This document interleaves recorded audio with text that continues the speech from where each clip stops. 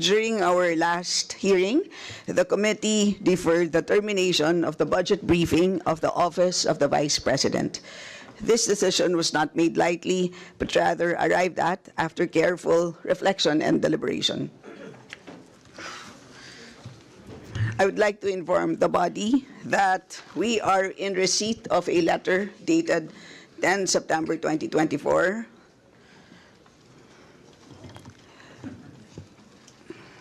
and I will read the letter. It is addressed to the Speaker. Dear Speaker Romualdez, the Office of the Vice President has submitted all necessary documentation to the House of Representatives Committee on Appropriations, including a detailed presentation on the proposed budget for fiscal year 2025. I have also articulated my position on the issues outlined in my opening statement during the previous hearing on 27 August 2024. We defer entirely to the discretion and judgment of the committee regarding our budget proposal for the coming year. Very truly yours, Sara Z. Duterte. Notably, there is no categorical mention in the letter as to whether the Vice President intends to attend the hearing or not, and so we extended courtesy to her office by waiting for 1 hour. So, Point of inquiry, Madam Chair. yes, please proceed. Kong Yes. Eileen. Madam Chair, so ibig sabihin, wala po ni isa na dumating from the Office of the Vice President para sumagot ng mga tanong ng ating mga colleagues, Madam Chair. That is correct. Madam Chair, kahapon kasi hindi na kami pinagtanong sa Office of the President. Tapos ngayon naman, wala naman yung Office of the Vice President para tanungin namin, Madam Chair. So Madam Chair, hindi ko maintindihan kung bakit yung two highest position in the land natin ganito sa ating budget hearing sa Kongreso, no? Madam Chair, isang insulto sa mamamayang Pilipino at sa mga kinatawan dito sa loob ng Kongreso na hinalal ng mamamayan. Ano? Ang hiling natin makapagpaliwanag ng accountability at ang hiling natin ay maglinaw, no, ng mga, kasi marami pa po tayong tanong kaugnay dito. She may not like our questions last hearing, Madam Chair. She may not like being questioned about the OVP expenses.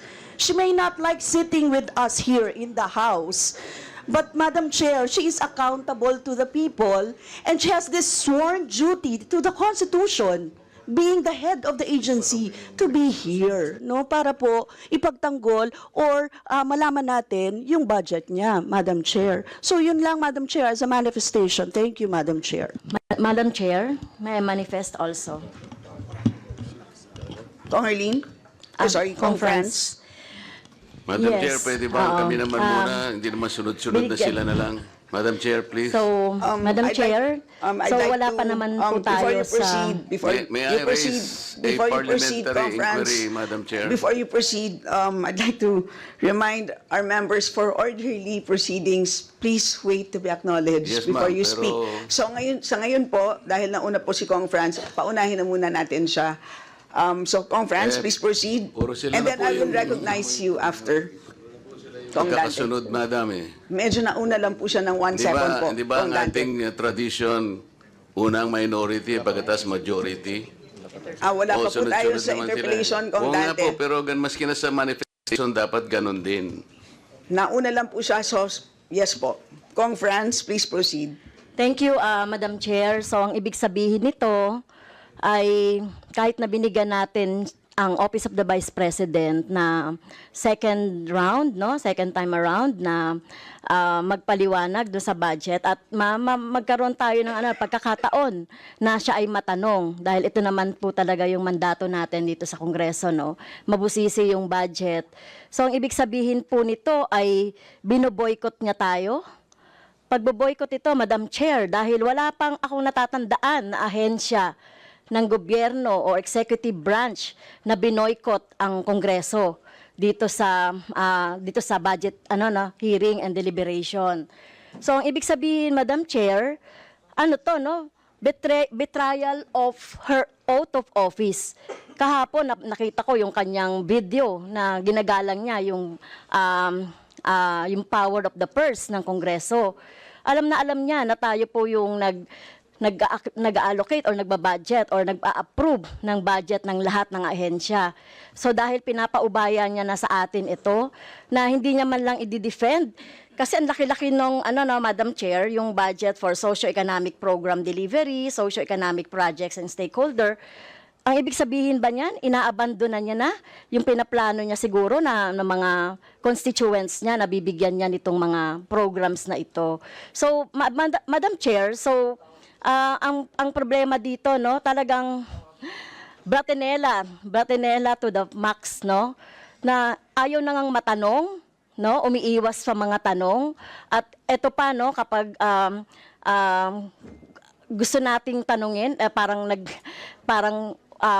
hindi uma-attend doon sa no. Kaya talagang Madam Chair, siguro later on, kung ano yung later on na lang po, Madam Chair, yung aking magiging pasya, no, dito sa magiging budget at recommendation sa budget ng OVP. So, pasensya na po ang taong bayan, binoykot tayo ng Vice President. Salamat, Kong Franz. Kong Marcoleta, you're now recognized. Salamat po, Madam Chair. Yung hindi po pagdating ng ating pangalawang Pangulo ngayon, ang suspecha ko po ay dahil sa nangyari na mga pagtatanong nung nakaraang pagdinig. I have heard the volume and the barrage of questions asked by members of this committee to the Vice President. Despite the fact, Madam Chair, I heard her several times saying, I forgo the opportunity of defending the OVP budget for 2025 by question and answer, and I leave it to the House of Representatives to decide on such proposal as presented. That was the template of an answer given by the Office of the Vice President. Madam Chair, napilitan po akong mag-raise ng parliamentary inquiry. I think I have earned this. If I survive my term up to next year, I would have survived also, or I would have completed 18 years in this institution. And in this length of time, I have observed a tradition. The tradition is the two highest positions of government, namely the Office of the Vice President and the Office of the President, are not traditionally subjected to questions. I have observed this for so long a time. May I refresh the memory of the members of this committee, Madam Chair. In 2022, the Minority Leader, Honorable Libanan, citing courtesy to the Office of the Vice President, took only about 13 minutes to move for determination of the budget of the Vice President. And after that, the Majority Leader seconded the motion. That was 2022, Madam Chair. Then 2023, no less than the Presidential son, our own Senior Deputy Majority Leader, the Honorable Sandro Marcos, stood up and invoked the long-honored tradition of according courtesy to the OVP, the Office of the Vice President.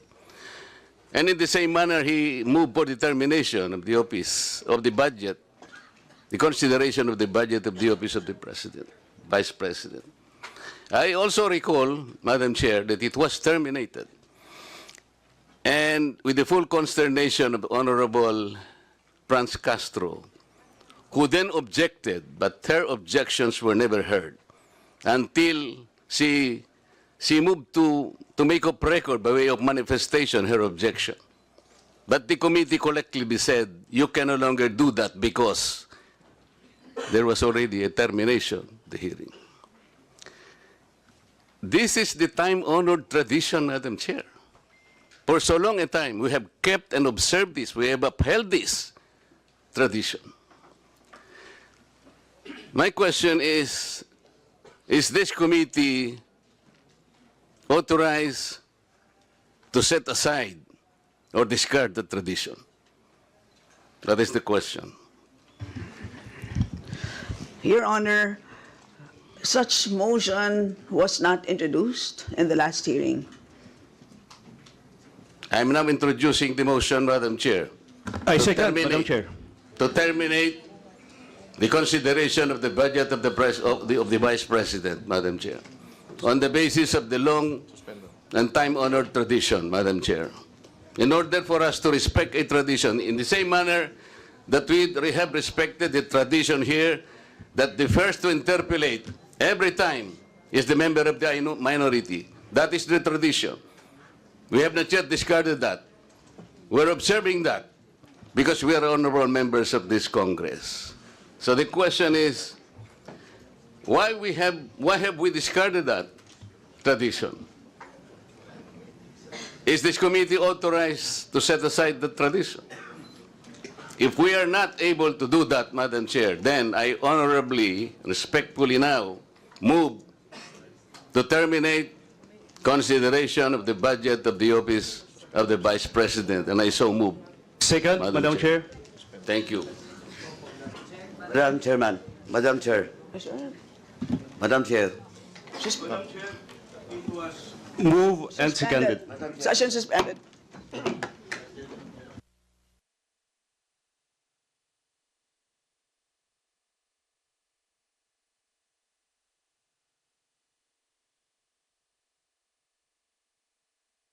Start a meeting.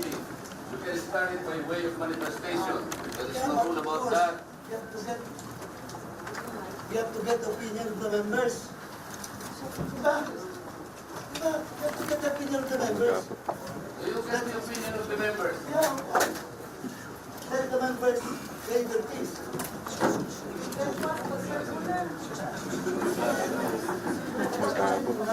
Hindi pa ba tayo nagsimula? Kasi simula lang natin Eh, dapat, wala kayo. Madam Chair, addition lang. May motion si Candel. Then magtanong ka kung may objection. Pero ma-object the deliberation. Wala ma-deliberate. Yun, let's follow the procedure.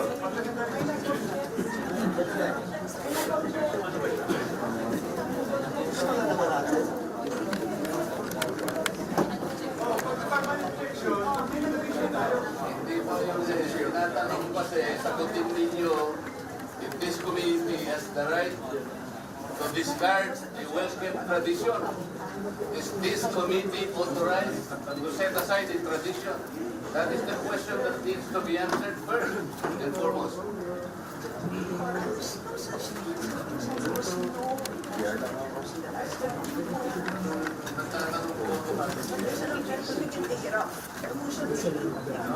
Pero there is a standing question. I have already relayed to you a long-standing, time-honored tradition. Ang tinatanong ko po, tradition po natin ito eh. Ang problema ay marami rito na yung point kaya hindi nila alam yung tradition. I am saying, Madam Chair, this was a tradition well kept for so long a time. Follow the rules. We would have the motion introduced by a member, but it was an objection earlier. Di ba, bago po yung matter, Let's have it. I was asking for an answer.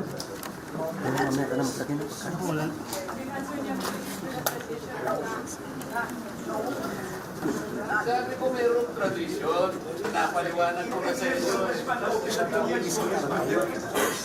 Ang tinatawag ko, Dapat sa gusto yung mula. Hindi mo ba nasagot? Nag-move ka, nag-move ka. Hindi nga eh.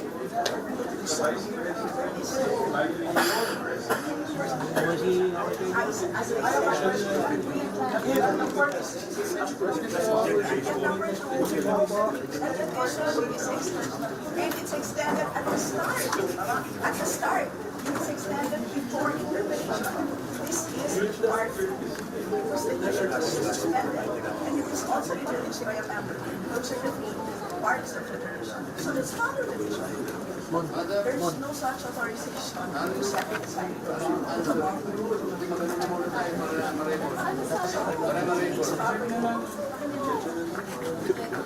Naka-record, naka-record eh. Kami naka-record. Ikaw? Naka-record tayo pero nag-cut eh.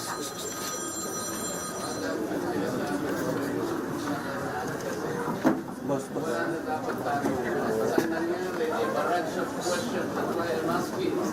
Bakit natin ginawa yun earlier? Are we not already respecting the tradition?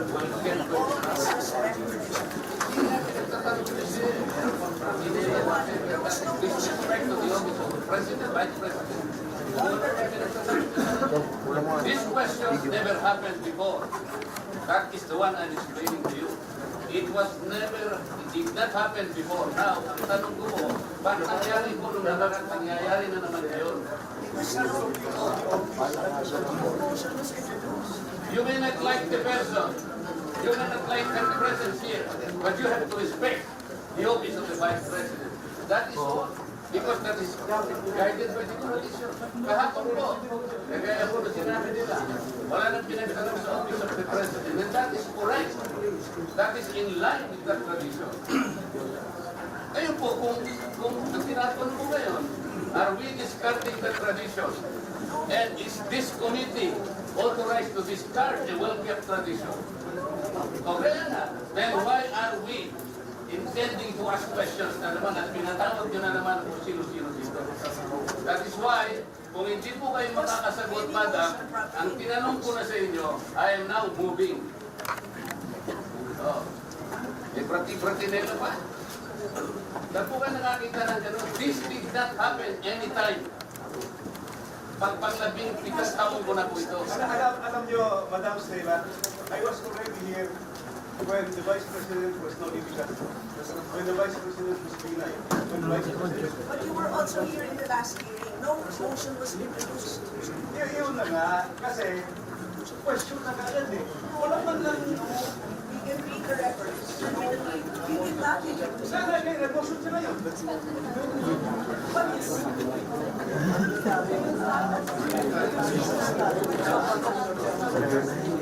That is the contestation of the Presidente Mascolena, and it should be answered by the members. Motion, then after that, not only that, we move the motion. Hindi pa nga nasagot eh. Mascolena, and then move it. Sagutin muna. Sagutin muna. Yes, you can introduce a motion, but have a member introduce a tradition. No. Or the board of motion. The rulings of the chair form part of the procedure. Wala, no? Sagutin muna. May mic ako. Nilalapit ko yung mic doon. Bin, lapitan mo nga yung mic doon. Lagay mo yung mic doon sa ano pa. Lagay mo yung mic, lagay mo na yung mic. Hindi, patong mo lang doon. Saan naman tayo? Bin, bukas ba yan? Parliamentary committee. Parliamentary committee. Wala ka tayo parliamentary. Tapos mo lang doon konti. Doon kayo, mong ka doon. Chairman na tinatanong kung pira naman natin. Bilis. Patong mo lang doon sa gitna. Pero sasagot. The question is addressed to the chair. Why would the members answer that? No, we don't have the authority to speak. Kung naman yung pinasasagot. Bin, tabi dyan. Why the chairman only speak? Di ba, may pwede salita? We are also member with just the same. Kasi alam mo yun. Alam mo yun. Can the vice chair cannot answer your query if he has the answer? Pwede. Usapan natin ang chairman ang sasagot. No. Not only the chairman. Nagsasalita ng ito. In fact, hindi nagsalita naman. Kaya naman ito record.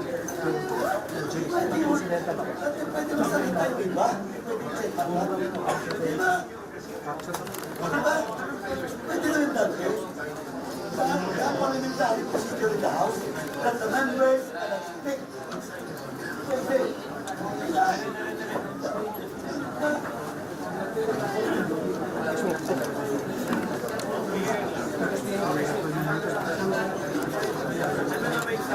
The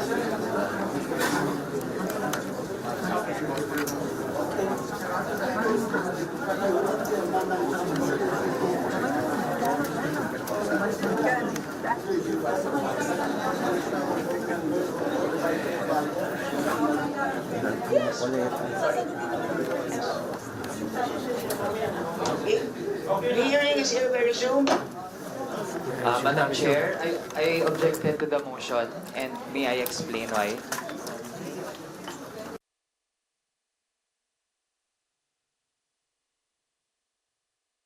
The hearing is hereby resumed. Madam Chair, I objected to the motion, and may I explain why? We will take that up after we respond to the Honorable Marcoleta. Thank you, Madam But yes, Chair. we note that you made an objection, but your mic was off. So, the Honorable Marcoleta, please repeat your inquiry. Yes, in connection to the earlier parliamentary inquiry, Madam Chair, I have already related the value of tradition. Parliamentary procedures, Madam Chair, grow from or are enriched by traditions, experiences, and precedents collectively gathered by the House of Representatives over years, and the institution keeps them well. That is why, from my entry in 2004 or the 13th Congress until today, I have observed the observance of that well-kept tradition. The two highest positions in government, namely the office of the President and the office of the Vice President, were duly accorded with respect and deference. I have observed that. That's why I have relayed to you earlier, in 2022, the Honorable Libanan, invoking courtesy, took him only 13 minutes to dispose the office of the Vice President. And that was quickly moved, quickly seconded by no less than our majority leader. That was in 2022. I'm not going by record, Madam Chair. 2023, I said, no less than the presidential son, our own senior deputy majority leader, stood up and said that in line with the time-honored tradition of according courtesy to the office of the Vice President, I move to terminate the budget briefing of the OVP. And I can recall the Honorable Castro strongly objected. No, Manuel. No, that's in 2023. This is by the record. And she objected, but her objections were rejected by the committee because the committee already terminated the proceedings. And she kept on requesting, Madam Chair, that she makes at least her manifestation. And she was unable to do that because the proceedings were terminated. So that what I am saying, from 2004, when I entered these halls, these hallowed halls, hanggang punto sa sinasabi kong 2023, we have kept the tradition. Ngayon po, kung ano-ano ng mga tanong ang ginawa, in 2023, 22 minutes. 2022, 13 minutes. Ito po, pinagawa yan na po yung budget earlier at ngayon we're about to quarrel again on the budget. Ang tanong ko nga po ngayon, dahil nga po sa nangyayari ngayon sa budget ng Office of the Vice President, and despite her manifestation that she will no longer defend her budget because she forgo, sabi niya, I will forgo my opportunity to defend the budget of the OVP for 2025 by way of question and answer, and I will leave to the House of Representatives to decide such proposal as presented. We cannot even accept such kind of answer, Madam Chair. What do we need her to articulate for? So ang pinag-uusapan po natin, wala na po ba yung respeto sa tradisyon na yun? Kagaya po ng binabanggit ko, Every time mag-interpolate po dito, Madam Chair, because of that tradition, it's always the member of the minority who will start the interpellation because we have kept that tradition. Ang dami po. Ang dami ko pang sasabihin sa inyo, haba lang tayo. So the question is, when we did that to the Vice President earlier, now we're doing it now, are we now setting aside this tradition? That's number one question. Number two, is this committee authorized to set aside the tradition? Your Honor, short answer is no to both questions. Okay. If that is the answer, Madam Chair, and we are all bound to respect one tradition so sacred in our hearts, because we are called honorables in this house. We cannot be honorables if we cannot honor our own tradition. We are defined by what we believe as a tradition in this house. So if we are now all amenable that we have kept that tradition, no longer questions are being asked, then I will respectfully move, Madam Chair, to move to terminate the budget of the OVP for 2025. I object, Madam Thank Chair. you. I object. Madam Chair, I There's object. a motion to terminate the budget briefing of the OVP, but there is an objection, so we divide the House. The chair has decided to divide the House. So those Madam Chair, in favor as of the motion, as a rule, we usually deliberate Those- before we vote. those in favor We deliberate. of the motion, please raise your hand. Those in favor of the motion to terminate the budget briefing of the OVP, please raise your hand.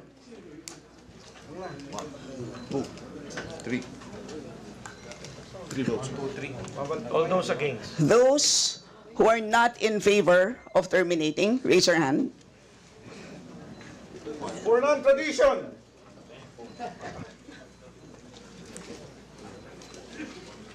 Okay.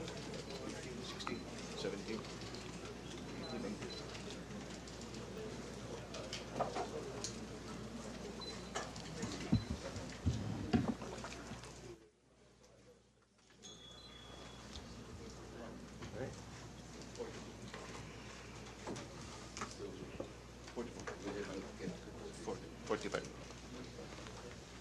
3 in favor, 45 against. 3 in favor, 45 against. Motion is The motion lost.